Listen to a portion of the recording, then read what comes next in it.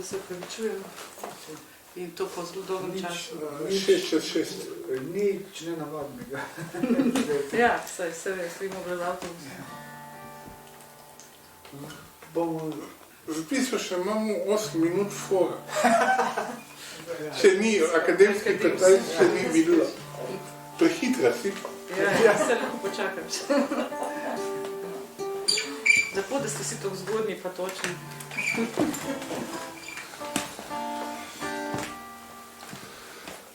Nič.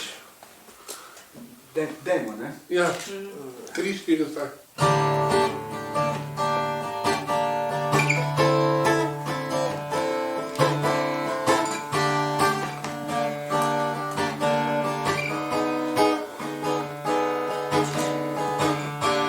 Svetniki imajo svoja načela, nikoli ne lezajo pod mize ali nanje, pazijo, da se njihovi sedeži nikoli ne spremenijo stanovanje, govorijo, da bodo prstane menjali za meglice, ki vzhajajo nad jutri in na to pozabijo, da so svetniki in da ne bivajo več tudi.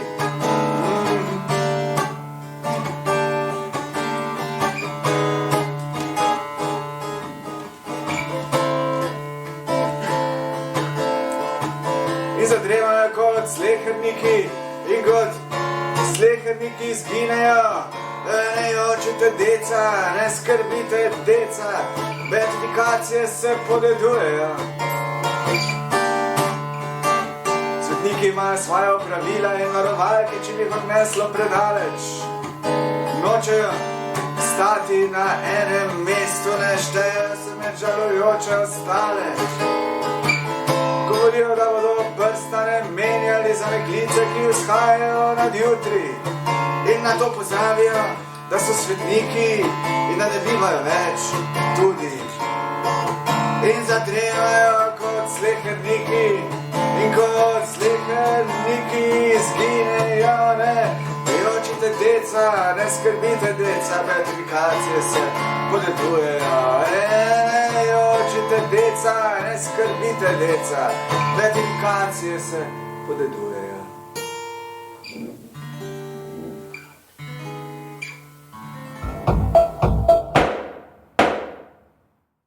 Dober večer, jaz vas pozdravljam v imenu Društva slovenskih pisateljev na še enem večeru v Lepinini knjigarni, nocoj z Mišo Gams. Z njo se bo pogovarjal urednik založbe Kulturni center Maribor Gregor Logar. Pri tej založbi je pa šla tudi zbirka kratkih podačke odštekanke, o kateri se bomo nocoj pogovarjali in tudi kaj pobrenkali še tam proti koncu pogovora. Jaz prepuščam kar vama besedo, vam pa lep večer. Matej Krenc, najlepša hvala. Preden mi se predstavim samo, da še povem, da sem Lozar, ne Logar. Jezus, prosti. Ni problema. Miša Gams je ženska za tak širokim poljem udejstvovanja, da je to nemogoče povedati v uvodu nekega literarnega večerja. Za naše današnje potrebe je znanstvenica, magistra antropologije vsakdanjega življenja, magistra diplomantka rahelske psihoanalize. Ne, v bistvu sem to v Beogradu študirala, nima pa naziva. Diplomantka rahelske psihoanalize, kar ti v Sloveniji ne priznajo. Se torej, Žik je gor na tistem dveletnem študiju. Ja. Žik je. Ja. Pesnica, pisateljica, performanka in po mojem tudi vedeževalka. Aha, ti pa moj zvodnik pri intelektualnih prostitutkah. Okay. Hvala.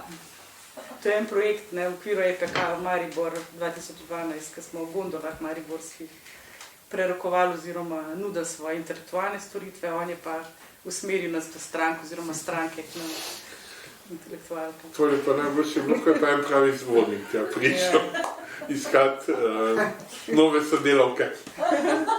Imel je tako res, to je bil posrečen, tako palco z eno mrtvaško lubanjo gor, mislim, da ne, pa eno čepico, tako da si bil res prav zvodnik.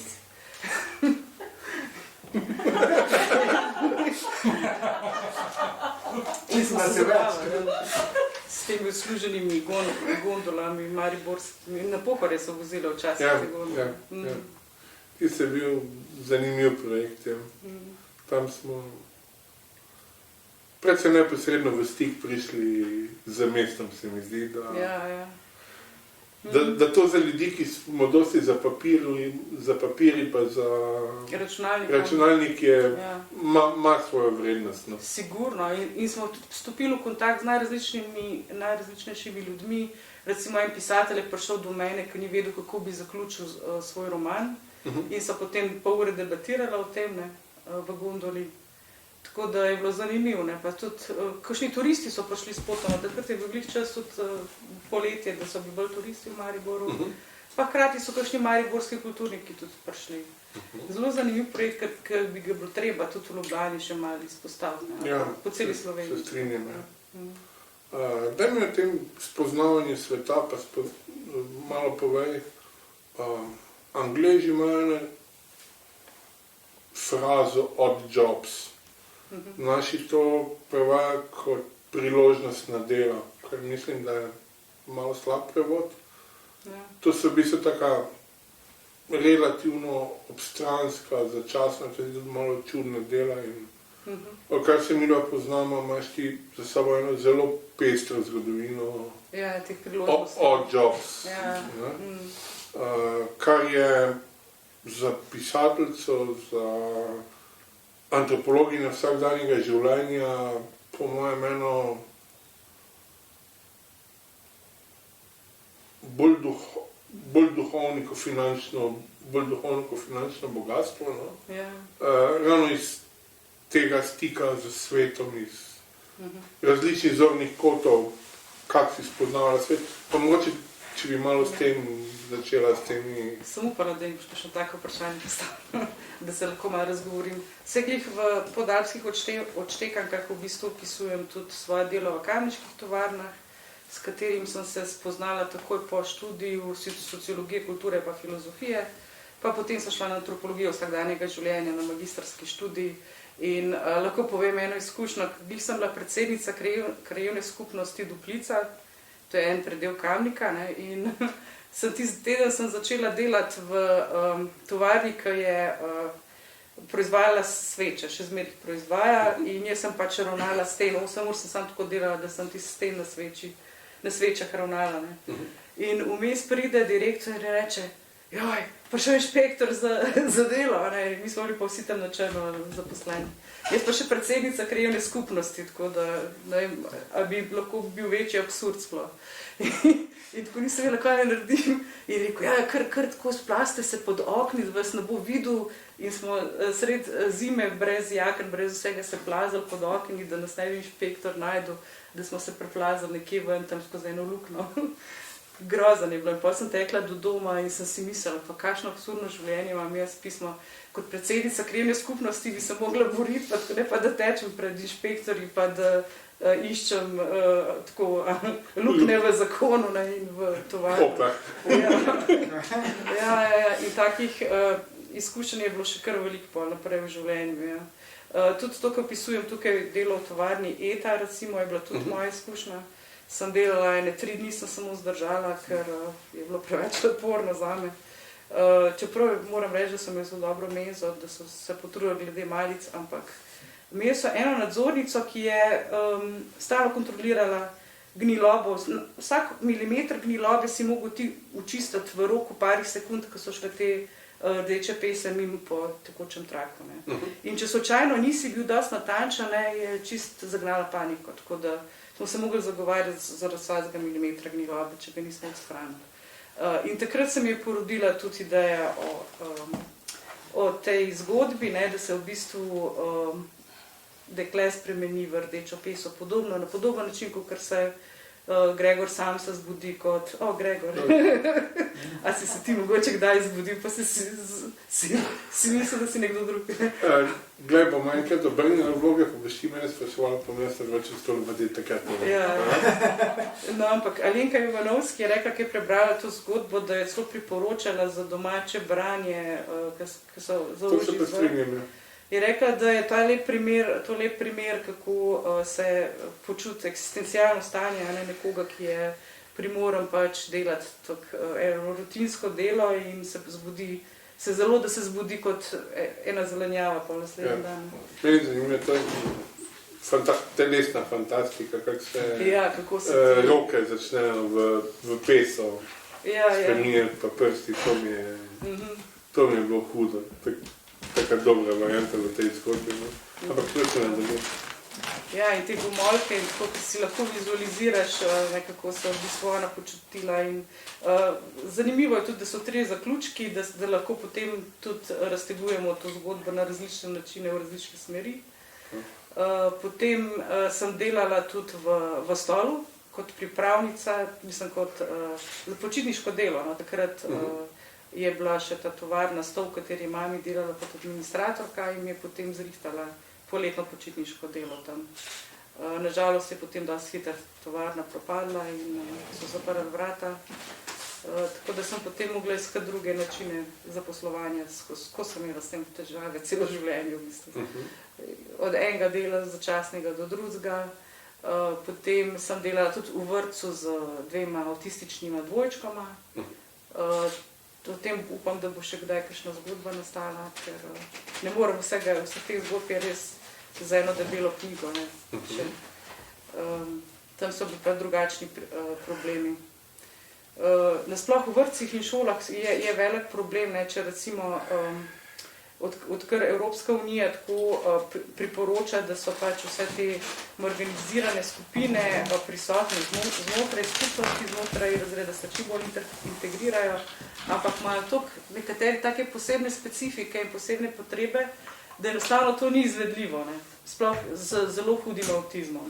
Ampak potem se pač dogaja, da jih vsem probajo integrirati in da kot spremljevalec se trudiš, da je in skupina umirjena in tvoj varovanec, da ne doživlja izpadov in tako, da v bistvu je bil res podvig delati tako delo, zelo zahtevno. Ja, to verjamem, ja. Še več takih primerov imam, tako da sem delala tudi kot čistilka, recimo po vrtcih pa po šolah, pa delala sem, kje sem še delala tudi, v različnih teh tovarnah, kjer je bilo vroče mašine, ki si jih mogo še sprot popravljati, pa si kakšne pripomočke mogo od doma prinesti. V eni tovarni recimo nismo smeli niti na WC, tako da kar imam normalno sumu, da so delavci nosili plenice, ker mi je čudno, da niso šli. Ti si jih nosil? Kako? Si imela plenice? Ne, to pa nisem. Imam zelo dober mehur, hvala Bogu. To je še edini organ, ki mi dela. Se pravi, še plenice so se mogli sami kupiti. Niso dobili na kadrovski. Niso dobili od kadrovskih plenice. Tako da me sploh ne preseneča na Amazonu, ki se govori, da so imeli plenice, pa to se mi zdi, da je tudi vmes k nam prišlo v Sloveniji. To se v Mariboru se to tam na začetku 2000-ih o trgovskih centrih dosti govorilo. Najprej o Sparu, pol pa o Hoferu, pa o Lidlu. O teh trgovkah so dosti govorili, da nosijo plenice. Jaz sem samo slišala za Hofer, da če imaš menstruacijo, da moraš imeti eno označbo, rdečo mašnico ali pa nekaj, da vejo, da si takrat upravičen na WC, drugače pa nisi. Tako da je postal ta kapitalizem res brutalen.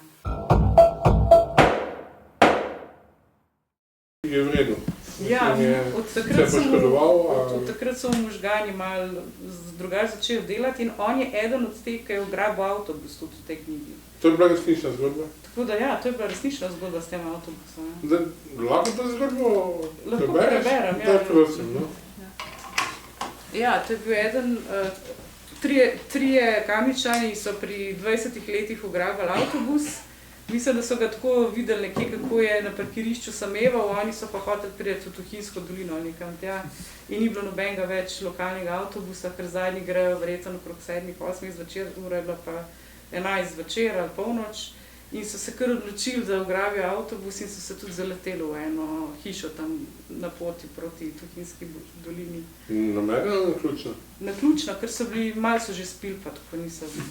Samo malo? Po mojih izkušnjah je tako, da veš, kire knjige so po resničnih dogodkih pisane, zato ker na začetku piše, da nič ni izmišljeno. Ja. Pri izmišljenih knjigah tega nikdar ne piše. Takrat nobene bi niti posumil, verjetno. Ja. Tako da to napotilo je najboljše načeloma, da veste, kire knjige imajo malo bolj direktno referenco na realnost. No? Ja. No, celo ta zgodba, ki je v Svilanitu, ko so se kosmiči, beli kosmiči pojavili, kot en take ogromne snežinke, ampak to res ogromne, tako 30-40 cm v širino in višino in tako so dejansko... Take snežinke? Ja, taki kosi bombaža so ven iz Svilanita skozi dimnik letel po celem Kamniku oziroma po tisti soseski, kjer sem jaz živela. To so bili kosi blaga? Ne, prav kosi kakor vata, da bi všli. Vata je bila? Vata je bila. In s tem so se potem otroci žogali na bližnjem igrišču. In to sem bila, žogali, tako pač so malo, kakor da bi se s snegom igrali tam na igrišču. Jaz sem nažalost bolela, takrat sem bila stara koliko 2 leti ali 3 in sem gledala čez okno ta lep prizor in sem si mislila, nikoli v življenju se ne bo ponovil in se res ni. Si bila fauš? Ja, toliko sem bila fauš. Vse eden od teh zaključkov je v bistvu bil tudi moj zaključek. Ampak bom prebrala rajš to zgodbo, kaj si ti. Daj samo še mi prej nekaj pove, prej da zgodbo prebereš. Kaj je to z Kamnikom pa z javnimi prevozi? To imate neko celo mistiko tam. Jaz vem, ko sem v Ljubljani živel, vesoljna Ljubljana, ko je bila na heroinu, je fetala za karto do Kamnika, ker je bil približno ista cena je bila karta do Kamnika, pa je šel s heroina. Res? Ja. Nisem vedela. In vsak džanki, ki je prišel do mene, je htel iti domov za Kamnik. Res? Ja. Tako da...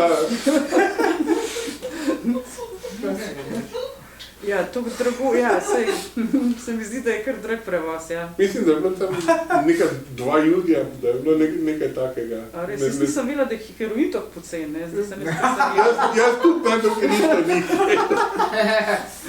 Kaj bomo še zvedali, ja. Tako da imate nekaj s tem prevozom, prosim, nadaljujte.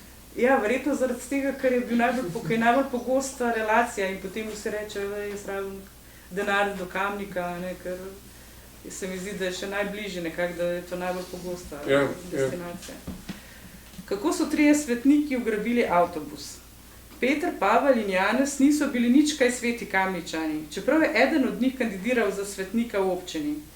Tistega zgodovinskega dne so večer preživeli v lokalu in bili že precej omamljeni od pijače, ko je Janez dobil nepozabno idejo, da bi lahko ugrabili avtobus. V mestu se namreč dolgo ni zgodilo nič dramatičnega.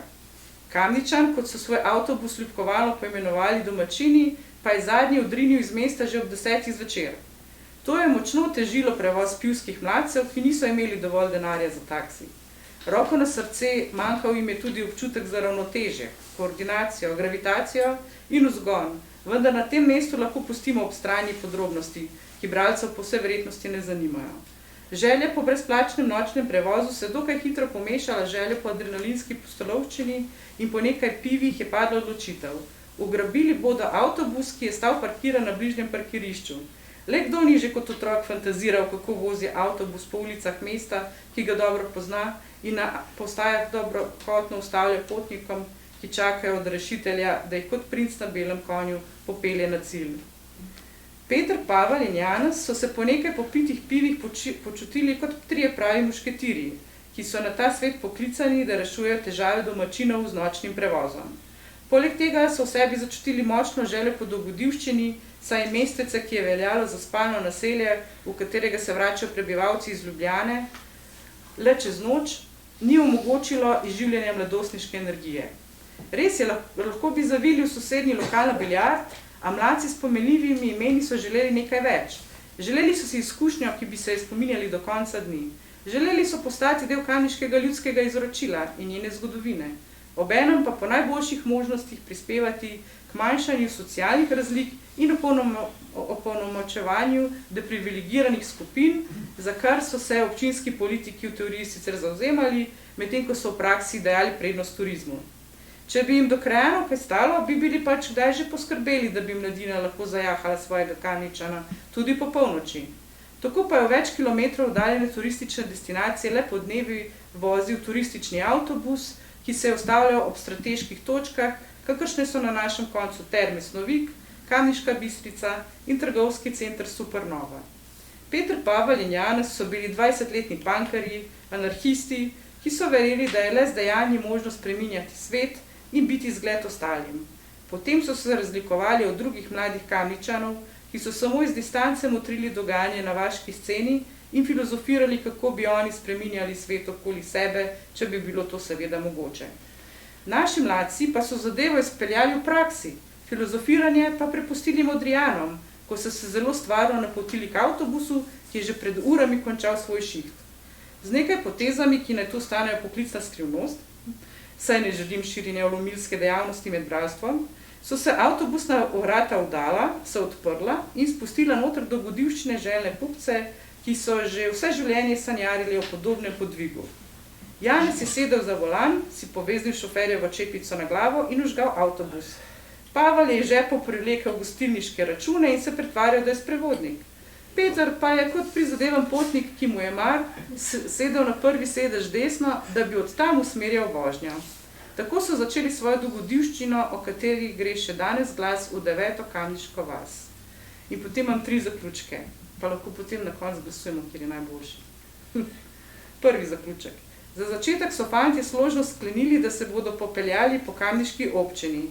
Vestno so ustavljali na vsaki postaji in pred vsakim človekom, o katerem so predvidevali, da potrebuje prevoz. Zaradi pozne ure je bilo takšnih zelo malo. Vseeno pa se nobeden od njih ni opogumil, da bi vstopil v nenavadno prevozno sredstvo in sicer predvsem zato ne, ker niti sprevodnik, niti šofer, niti zainteresirani potnik niso znali pojasniti, kam so pravzaprav namenjeni. Gremo v boljši svet, lahko pa vas odložimo že kje prej, je skrivnostno namignil šofer tistim, ki so si radovedno meli oči in se spraševali, ali pred njimi v resnici ustavil nekakšen fantomski avtobus. Stara mamca, ki se je ravno vračala od sosede, je že stopila na stopnice avtobusa, a se je premislila, ko je zagledala sprevodnika, ki je bruhal po najbližjem sedežu. Tudi matko Tone, ki se je vračal iz bližnje gostilne, je hotel vstopiti, a se je v zadnjem hipu spomnil, da je v gostilni pozabil ključe. 3 mušketiri so avtobus ustavili tudi pred kužkom, ki je hotel prečkati cesto in prezebli pasji brezdomec se je spričo te prijaznosti premislil in je rade volje skočil gor. Vsi skupaj so se odpeljali do Motnika, najbolj daljnega kotička kamniške občine. Tam pa jih je dokončno premagala utrujenost. Popadali so po sedežih in spali vse do ranega jutra, ko jih je končno obkolila policija. Šofer, ki je zjutraj na parkirišču zaman iskal avtobus, je kraju prijavil. Še danes se v vaseh okoli Kamnika govori o inovativnem podvigu samooklicanih svetnikov, ki so tako vendarle prišli tudi v lokalno glasilo. Kaj se je zgodilo s kužkom, pa ne vem. Potem je pa tukaj drugi zaključek. Peter Pavel in Janez so s pomočjo višje sile krenili na svoje vzvišeno poslanstvo. Pavel je tako predlagal, da se mimogrede ustavijo še v bližnjem Ciriusu, kjer je domoval njegov bratranec s cerebralno paralizo. Hotel mu je popestriti vsaj eno noč v življenju. Druga 2 sta se strinjala. Že čez nekaj minut so stali pred zavodom, ki je namenjen mladini s posebnimi potrebami. Bratranca so na invalidskem vozičku po hitrem postopku popokali, prav tako pa 2 njegova sostanovalca, ki sta se zbudila in prosila, naj še njiju vzamejo. Od veselja so vsi skupaj celo ploskali z rokami in mahali z glavo naprej in nazaj, kot da gredo na največjo pustolovščino vseh časov. Peter se je spomnil, da bi mimogrede lahko pobrali še njegovo ženo, ki je bila na nočni v sortirnici odpadkov, in čez nekaj minut se je v avtobusu grelo še kakih 20 žensk, ki so se strinjale, da minimalna plača ne odtehta take priložnosti. Janez je iz 2 lokalov v poti od rešitve zvlekel na avtobus še 2 prijatelja, da sta brez komentarja sedla za hrbet šoferju, potem pa so se odpravili na morje. Ko so okrog 4 zjutraj prispeli v Koper in parkirali na mestnem parkirišču, so se takoj odpravili proti obali in na njej tudi pričakali sončni vzhod. Čeprav so se fantje zavedali, da jih bo ta avantura precej stala, delavke iz tovarne odpadkov pa so tudi bile precej gotove, da bodo ostale brez služb, so na plaži priredili zadnjo večerjo, ali bolje rečeno zajtrk. Kje so dobili sestavine, ni znano, ampak najbrž na avtocesti na kakem Petrolu. Najstniki s cerebralno paralizo so sesljali čokoladne praline, bicali po morski peni in se skrivnostno hihitali, saj so čutili, da so del nečesa prepovedanega in izjemnega. Delavke so se slekle in z lepoto svojih golih teles polepšale obalo. Po zajtrku so se odpravili nazaj proti Kaniškim planinam in ko so že pričakovali, da jih bodo doma pričakali ogorčeni starši, razjarjeni delodajalci, zaskrbljene negovalke in oborožena policija, jih je pričakalo še zadnje prijetno presenečenje. V mestu je bilo vse tako, kot da se ne bi nič zgodilo. Nočne delavke je zamenjala jutranja izmena, pravi šofer avtobusa pa je tisti dan začel prvo vožnjo šele v poldne, tako da ni imel pojma o tem, kaj se je med tem dogajalo z avtobusom. Tudi najstniki iz Siriusa so bili do začetka pouka že nazaj s svojimi vozički v red. In samo sledi čokolade okrog ust so jih izdajale, kaj se jim je zgodilo. Tega pa niso izdali nikomur. Tretji zaključek. Trije mladi anarhisti so se s posojenim avtobusom odpeljali naravnost proti Brniku. Če jim je uspelo ukrasti avtobus, ni vrag, da jim ne bi uspelo ugrabiti tudi letalo. Samo zares, da so parkirali avtobus na mestu, kjer lokalni avtobusi čakajo na potnike z letališča. Uspelo jim je priti tudi mimo varnostnih služb in na letališče. Varnostniki, cariniki in mejni policisti so jih imeli najprej za avtobusno ekipo, potem pa za pilota, kopilota in stevarda. Na letalu so že bili potniki, čakali so na vzlet proti Bruslju. Poslovneži so pogledovali svoje telefone in zehaje čakali na jutranjo postrežbo. Kako so se začudili, ko so na mesto vseh stevardeski ob vzletu krilijo z rokami, opozarjajoč na ravnanje ob zasilnem pristanku, zagledali 3 bradate in zaležane ugrabitelje, ki so se v silni želji po kavi opotekali po prehodu in pri tem tarnaje moledovali. Allah sama, en bar kafe. Potniki so bili prepričani, da so letalo prevzeli muslimanski skrajneži, zato so se nekateri med njimi že pričeli poslavljati od življenja. Drugi so molili, tretji so klicali policijo, četrti pa so zaman odpirali okenske line. A vse se je dobro končalo, pa čeprav nikomur ni jasno, kako in zakaj.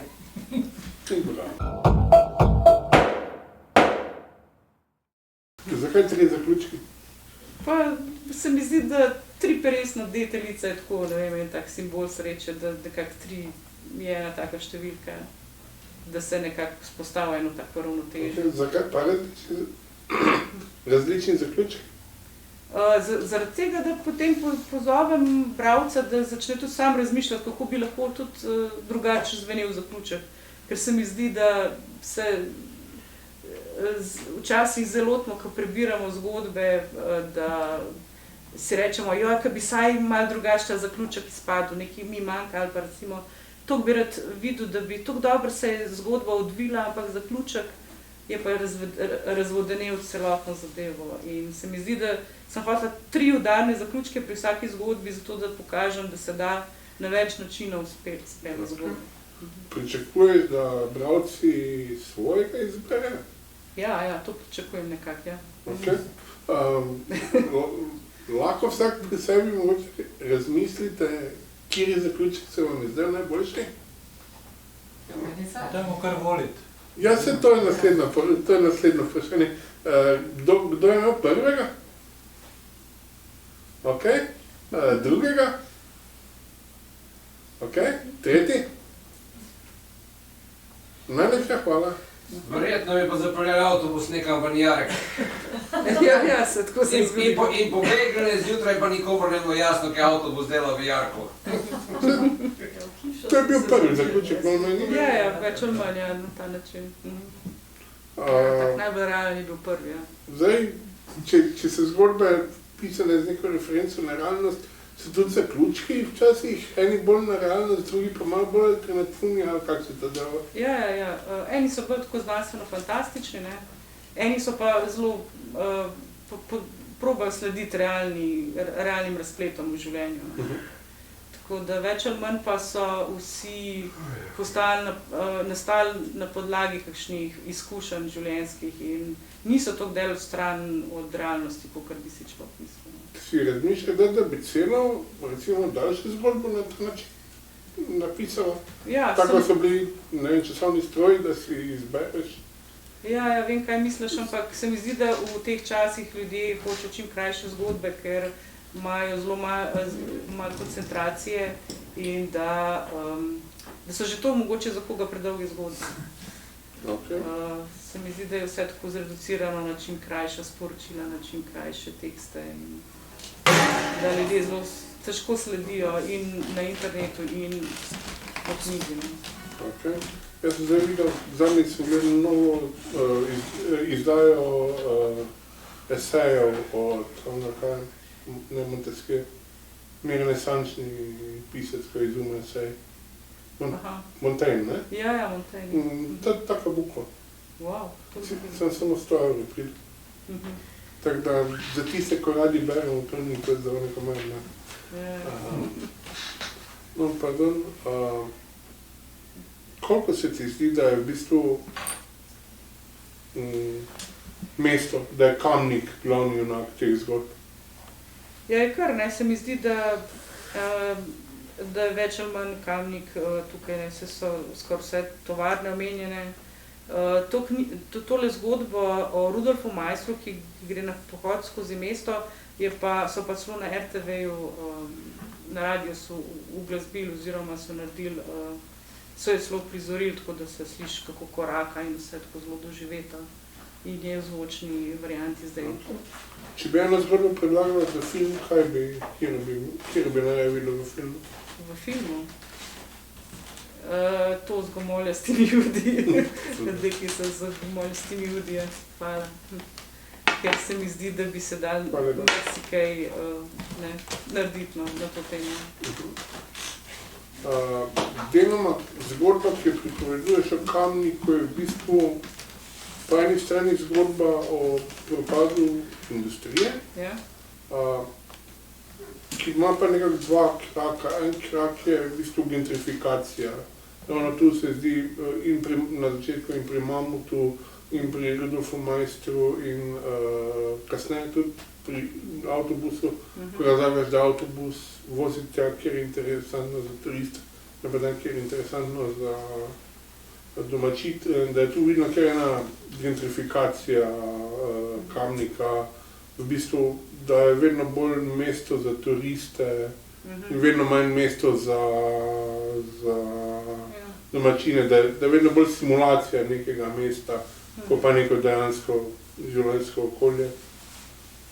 Ja, v bistvu je zaradi tega, ker se mi zdi, da so tudi podoben problem je, kakor v Ljubljani in v teh večjih turističnih mestih, da se čedalje težje dobi stanovanje za navadno življenje, za najemnino, za eno poceni najemnino, ampak da vsi rajši oddajajo turistom, ker dobijo za eno noč ali pa recimo za en teden več, kakor bi za en mesec od enega študenta ali pa od ene družine dobili. Se mi zdi, da gre ves svet v to smer, da pač, to je pa produkt kapitalizma. Ok, jaz hvala Bogu sem z Maribora, ki je to, ko gre do mesta, da vedno če te na dopust, tako da... Glih Maribor je eno od najlepših mest. Zelo lepo mesto je, se pravi. Hvala lepa, ampak ne vidimo, ni dosti, vse jaz te vidim, dosti tega problema z Airbnb. Malo mogoče, če poveš, kako to vpliva na mesto, kako to vpliva na utrip mesta, kako se živi v mestu, ki postaja vedno bolj simulacija. No, Kamnik še ni tako daleč, kakor Ljubljana, s tem turizmom. Mi imamo večinoma turiste za en dan ali pa za en teden pridejo malo raziskovati Kamniško Bistrico, Veliko planino. In zato ima tudi noter v knjigi zgodbo, ki prikazuje Veliko planino iz malo drugačne perspektive. Ampak Je pa res, da postaja spalno naselje, oziroma da je že od vekoma spalno naselje, ne, in da je v bistvu vaba za te enodnevne turiste. Ne. In da pa si pa želijo, recimo Ljubljančani, če dali bolj živeti v Kamniku, da so bliže planinam in tako. Samo se mi zdi, da vsem prevaga pri Ljubljančanih to, da so čim bliže centru, zaradi tega kamniškega prevoza spornega, zaradi katerega sem danes zamudila tudi ta večer, ker enostavno niso zanesljivi, ne vlaki, ne avtobusi. Ne. In bo treba res ugrabiti večkrat avtobusa iz vlake, da boš prišel do cilja. Da malo povedate nezanesljivosti prevoza.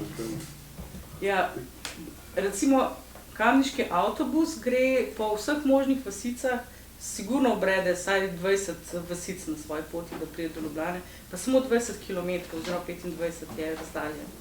Vlak ima pa 20 postaj na 20 km. To pomeni, da je najbolj počasen v celi Sloveniji in da še ljudje, ki pridejo iz Jesenic ali pa iz Trbovelj, hitreje pridejo do Ljubljane, kakor jaz iz Kamnika.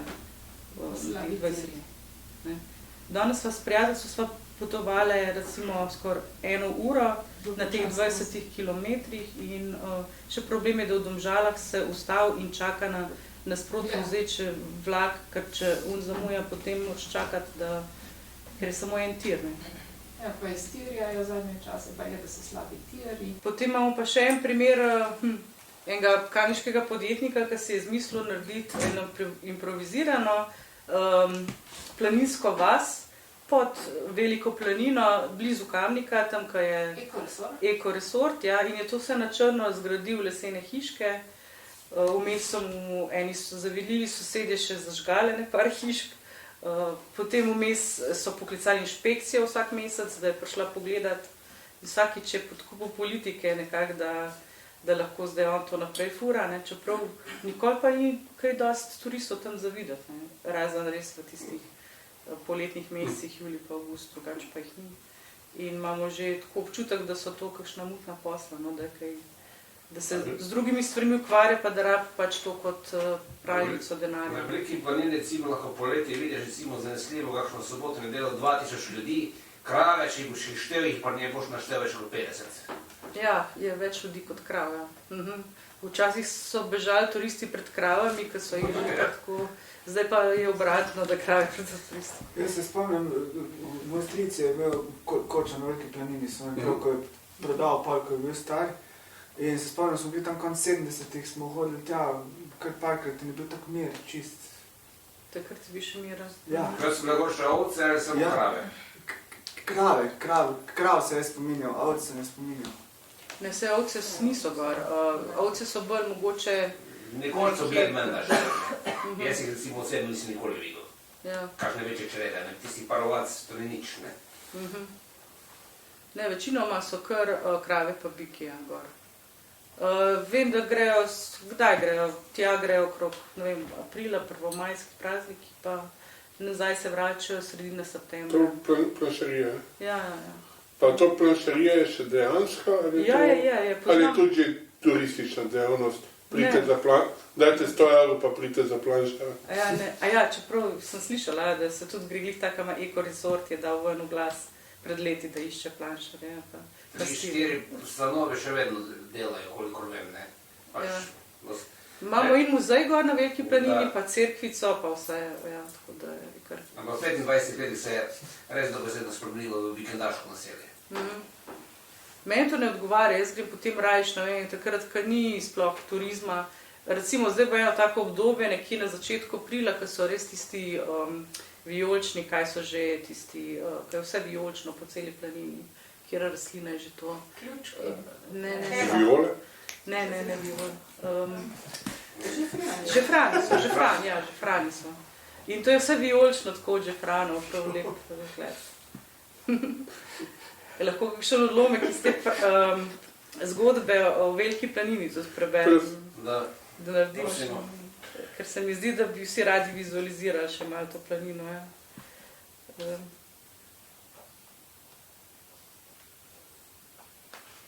Dogodivščina stare Rozije na Veliki planini. Vidimo, kako je to dolgo, ja. Bilo je toplo poletno jutro, ko je pastorica Rozi gnala krave na pašo na veliko planino. Tam je imela koča, v kateri si je ob zgodnjih jutrih zmrzlo vodo osveževala obraz, potem pa na tešče spila kozarec toplega kravjega mleka. Oboje je bilo zaslužno, da je tudi v 90. letu po telesu krožila mladostna kri. Prav zato je lahko Rozi tudi to jutro že ob 5 skočila iz postelje, kot kakšna smrtvica, ki se zaveda, da ima pred sabo ves dan namenjen za frakanciji in lagodnemu preživljanju prostega časa. V eno roko je prijela lično izklesano palico, ki jo je vedno jemala seboj, v drugo pa cekar, v katerem je imela shranjeno malico in stripe Alana Forda. Te je namreč na paši požirala enega za drugim. Tudi tokrat ni bilo nič drugače. Čeprav njen vid ni bil več najboljši in so jo največkrat kar krave s svojimi gobci in repi usmerjale po poti, ki je vodila do pašnika, je Rozi strast do stripov napela vsako celico v očesu.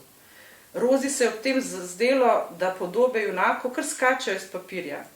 Ko je s tresočimi se rokami segla po lupi in je usmerila se v najljubši bralski zaklad, so jo krave merile z očitajočim pogledom, kot bi hotele reči, ta stara Rozi bo spet ves dan prikovana k šopu papirja, da jo bomo še tudi zvečer vso zamaknjeno morale vleči domov. Rozi je približala lupo nad strani najljubšega stripa, tedaj pa se je zgodilo nekaj nadvse čudnega. Strip je oživel in poleg Rozi so se kar naenkrat znašli njegovi junaki. Minilo je kar nekaj časa, preden je ugotovila, da ne bere več stripa, temveč da strip bere njo, da jo svojimi očmi prebirajo njegovi junaki, ki zdaj enako presenečeni stojijo okrog nje. Prvi se je zganil starec z dolgo sivo brado, ki so mu rekli številka 1. Pa kam smo spet padli, teh krav in te butaste starke, kot mi je znano, ni bilo v scenariju, a pisa spet štrajkata ali kaj. Komu praviš butasta starka? Ime mi je Rozi in ne izpustim dneva v življenju, da ne bi prebirala dogodivščin tvoje ekipe. Lahko bi imel več spoštovanja do bralke, a misliš, da sem po župci priplavala? Bolj ustrezno bi bilo reči, da ste priplavali po mleku, je hudomušno pripomnil majhen čokat fant, v katerem je Rozi prepoznala Boba Roka. Kaj ti, mulec, zdaj me boš pa še žalil. Mlečnozobec, kakršen si, bi moral imeti več spoštovanja do starejših. Dobro, vrnimo se k stvari, namreč k vprašanju, kako da smo se znašli tukaj. Kaj ste, gospa Rozi, naredili takega, da smo se preslikali v vaš svet? Z vsem spoštovanjem veseli nas, da nas vsak dan pozorno berete in spremljate naše dogodivščine, a razumite nas, prosim, da si želimo nazaj v svet stripa. Tukaj med vašimi ljubimi krajami se ne znajdemo najbolje. Rozi je pomislila in nato spregovorila z rahlim negotovim glasom. Nič nisem naredila drugače kot ponavadi. Naj pomislim. Mogoče sem pa danes ostala z levo nogo namesto z desno. Ne bi vedela. Gospa, mogoče se skriva rešitev v stripu. Kateri strip ste nazadnje brali in pri katerem odlomku ste se ustavili? Jo je vprašal privlačni mladenič z urejeno prečesko, ki je slišal na ime Alan Ford. Počakajte, zdaj ste me pa našli. Bom pogledala. Aha. Ko ste se pojavili, sem ravno razmišljala o tem, kako lepo bi bilo, če bi se lahko kdaj spoznali v živo. Pa bi vam zvečer iz kravjega mleka z dodatkom čokolade in lešnikov naredila čokolešnik. Pa kako bi vam lahko razkazala kamniške hribe in doline. Super, od nekdaj si nisem želel drugega, kot da me neznana starka na planini pita s čokolešnikom. Je cinično dodal Bob Rock, medtem ko je starec številka 1 zaljubljeno prijel Rozino roko in jo posedel na kolena. Končno sem spoznal ljubezen svojega življenja, je šepetal. Ob prvem pogledu sem že vedel, da sva si usvojena. Dovolj patetike, misliti moramo na to, kako bomo prišli nazaj v svet, je dejal vsega naveličeni Bob Rock. Nič lažjega, je dejala Rozi. Jutri vas popeljem v dolino, kjer boste spoznali radožive Kamničane. Lahko se boste okopali v termah z imenom Snovik, obiskali bomo arboretum Volčji potok in se sprehodili po ulicah srednjeveškega mesta. Vsi pogledali recimo proizvodnjo ključavničarskega velikana Titan Kamnik. Lahko boste na račun tega napisali in narisali novo številko stripa, recimo z naslovom Titan proti TNT. In tako junakom stripa ni preostalo drugega, kot da se prilagodijo načrtu, ki ga je imela stara Rozi. Ta je bila zelo ponosna na svoje eminentne goste. Ko pa se je s kravami in ekipo vračala v planšarsko naselje, takrat se pa zakomplicira. In so 3 zaključki. Lahko spet zaglasujemo za najboljšega. Prvi zaključek. Ko pa se je s kravami in ekipo vračala v planšarsko naselje, je Rozi vsem mimoidočim razlagala, kakšna čast jo je doletela s tem, da so jo obiskali junaki najljubšega stripa, ki komaj čakajo, da jim bo pripravila čokolešnik. Turisti so le zbegano gledali naokrog, se spogledovali, se nasmihali in skomigali z rameni, medtem ko so domači pastiri trepljali Rozi po ramenih, češ da bi bil že čas, da si skuha čaj iz materine dušice, ga spije in si malo odpočije. Vtis je bil, kot da Rozinih nenavadnih gostov nihče niti opazi ne. Alan Ford, ki je le s težavo pehal voziček številke 1 po kamnitem in razdrapanem hribovskem terenu, je nenehno preklinjal, medtem ko je Bob Rock jamral. Od vseh stvari na svetu se mi je moralo zgoditi ravno to, da obtičim z noro babo na planini in na koncu še umrem od posledic čokolešnika. Ali pa bolezni norih krav. Ko pridem nazaj v strip, bom obglavil pisa, ki ima tako slab smisel za umor. Po čokomlečni večeri so le šli spat. Okrog 8 zjutraj se je zaslišalo trkanje na vratah koče. Rozi je komaj odprla oči, ko se je poleg nje znašla ekipa mladih mož oblečenih v bele halje. O, kaj sem že umrla, ste vi moji angeli, ki me boste pospremili v onstranstvo. Gospa, prejeli smo klic, da se je vaše zdravstveno stanje poslabšalo. Prišli smo, da vas odpeljamo v psihiatrično kliniko v Ljubljani, kar oblecite se in ne pozabite vzeti s seboj potrebščin za higieno, je odvrnil oni. Rozi ni bilo nič več jasno. Kaj me čez noč izginila ekipa Alana Forda? In kaj ne počne na psihiatrični kliniki, če pa je z njo vse v redu? To je bil prvi zaključek. Drugi zaključek. Ko so prišli do koče, je Rozi najprej pospremila krave do hleva in kar na senu pripravila ležišča za svojo zmagovalno ekipo. Ko so se naslednji dan spočiti zbudili, so jim okrog obrazov že opletala kravja vimena in jih vabila k zajtrku. Rozi jih je po jutranjem obroku čokolešnika povabila na sprehod po Kamniku. Ko so zavili mimo občinskega urada, kjer je bil župan ravno sredi opravljanja matičnega dela poročnega postopka, je številka 1 prijel Rozi za roko, jo zvlekel na svoje kolena in z vozičkom popeljal pred matičarja. Rozi se je hihitala kot najstnica, ko je bolj v šali kot zares dahnila da. Pa saj to ne more biti res, je zajamral Bob Rock. Od vseh številk Alana Forda, kar jih je kdaj išlo, je tale najbolj patetična in nemogoča, pa se dela na norca iz vseh nas. Naj me že kdo prezrcali nazaj v kak normalen strip in mi pove, da se mi samo sanja. Žal ali na srečo se to ni zgodilo. Kamniška pastirica Rozi in stripovski junak številka 1 sta preživela najbolj romantičen preostanek tega dneva, potem pa celota vseh nadaljnjih dni. Še danes ju lahko na kak topel dan srečate na travniku tik ob koči. Prav gotovo posedata na soncu in štejeta krave, ki zamišljeno prežvekujejo travo. Tretji zaključek. Ko se je ekipa TNT skupaj z njo in kravami vračala v planšarsko naselje, je Rozi stara krava z rogom zadela v glavo, da je v trenutku omedlela. Padla je z glavo prav na strip, ki ga je še vedno držala v roki. In glej, tako se je kot glavna junakinja znašla v stripu Alana Forda.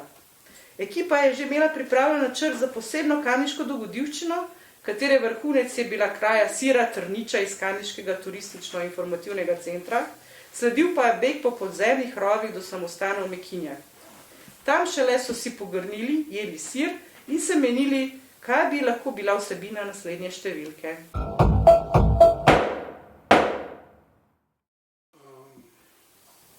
Bomo glasovali?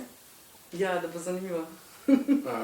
Ok, zdaj pa mogoče malo drugače, če vsi zaprete oči, če vas lahko prosim, tako zdaj pa vsak naj dvigne roko, pa pokaže toliko prstov, kjer je zaključek in vam je bil najbolj všeč.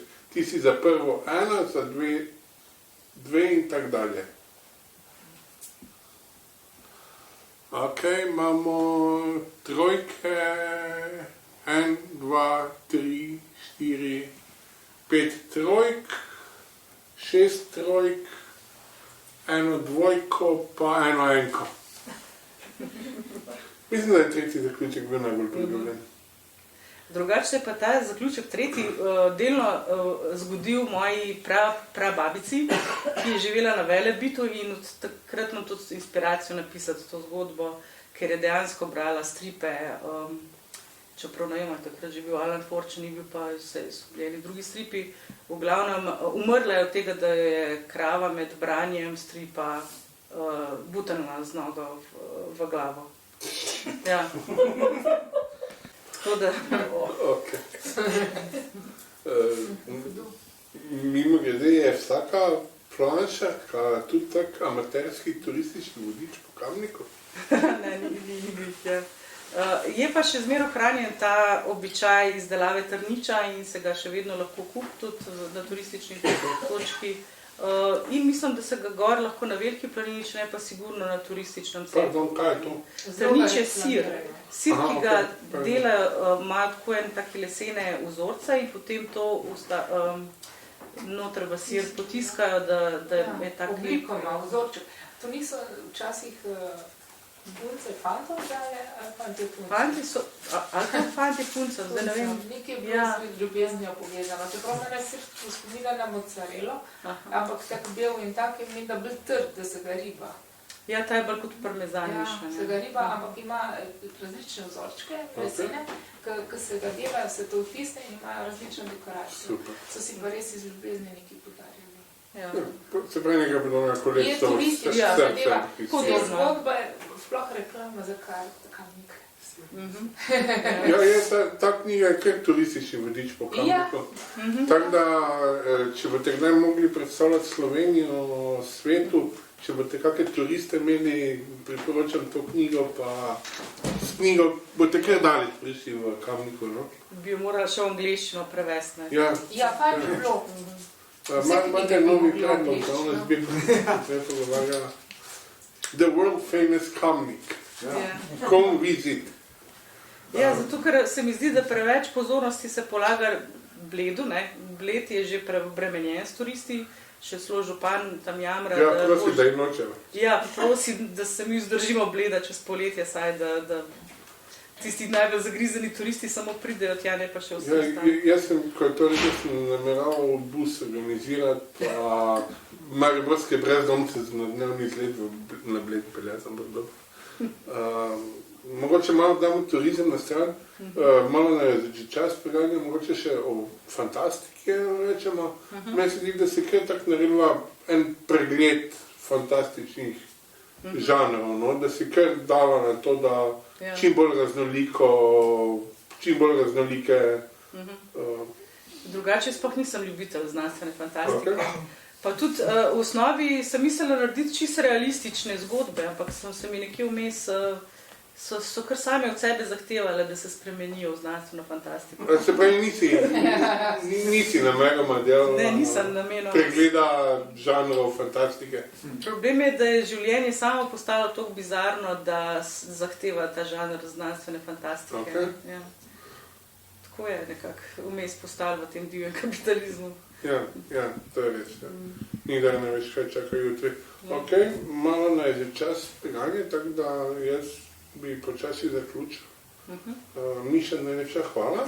Ja, hvala te. Mogoče, še zadnjo vprašanje sem takrat pozabil vprašati, je to taka, kaj bi še sama povedala? Ne, mogoče samo to, da so te zgodbe nastale v študentskih letih že, potem sem jih pa počasi pila in so dolg časa rabile, da so prišle do te točke. In tudi sem hvaležna Brankotu Gradišniku, da si je vzel čas, da je lektoriral, čeprav je bil takrat v Črni Gori, ker on je zdaj tam. In se mi zdi, da je tudi malo svojega humorja nekako med lektoriranjem. Ko prebiram kdaj kakšen stavek, se mi zdi, da ga sploh nisem jaz napisala, da ga je on že čisto spremenil. Miša, hvala lepa. Za zaključek bom pa še Mateja Krajnca prosil, da še odigra 2 pesmi, v kateri je uglasbil poezijo Miše Gramsa. Pravzaprav so nastale pesmi po temah knjige. Pa se pravičujem. Ampak se nič hudo, zdaj sem se kvit, jaz sem te preimenoval prej.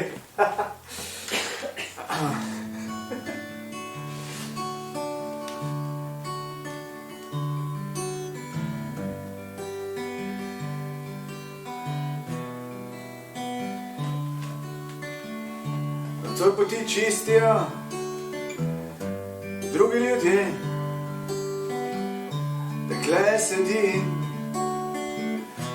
zanje ne ve, čez avtoceste gre truden piš in viaduktima v žepu drobiš. Kdor prvi zapoje, bo prvi zaspal. Zatrimo ga v kali, o ne, reče kal.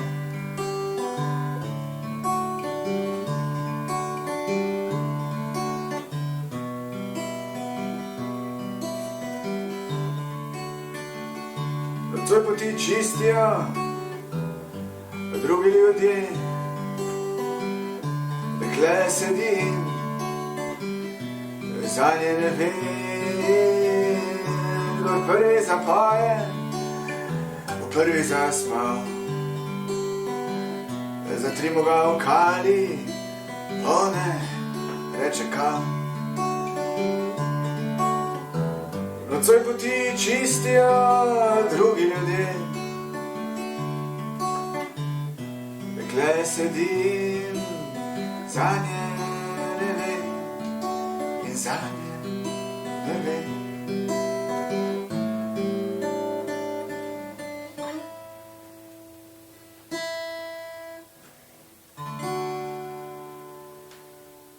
Najprej so bili svetniki, pa je dekle, zdaj so pa še mamuti. Ja, to zgodbo sem mislila tudi prebrati o mamutu, ker smo bili sosedje od Prirodoslovnega muzeja, odkudar so pobegnile kosti mamuta proti Kamniškemu koncu. Ampak kdor še ni prebral te zgodbe, jo lahko prebere na Podalpskih odštetnikah. Pa hvala vse, da ste prišli, res sem vesela, da vas vidim, da smo na enem kupu, tako da... Jaz se pa tudi zahvaljujem v imenu društva pisateljev, še za en lep večer, obema Gregorju Lozarju in Gamsu, vsem vam, ki ste bili tu. Nadaljujemo prihodnji torek. Jaz bom pa povedal, kupite knjige. Ne boji se ne viht iz zlobnih ljudi. Vprašajte ga, mamutov se boji. Pravi, da se ne bo več pobral, če ga uvoha izumrla žival. Mamut pa pride, oblizne in gre, in mar mu je, kakšni so danes ljudi. Nekdo mora biti kriv za vse to, za krive zlatnike in dobro zlato. Nekdo mora iti, če tudi počasi, predviren boš kot Andreja Gans. Nekdo mora biti kriv za vse to, za krive zlatnike in dobro zlato.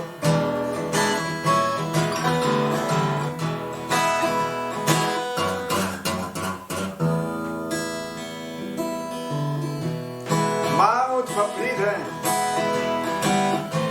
oblizne in gre, in mar mu je, kakšni so danes ljudje. In mar mu je, kakšni so danes ljudje.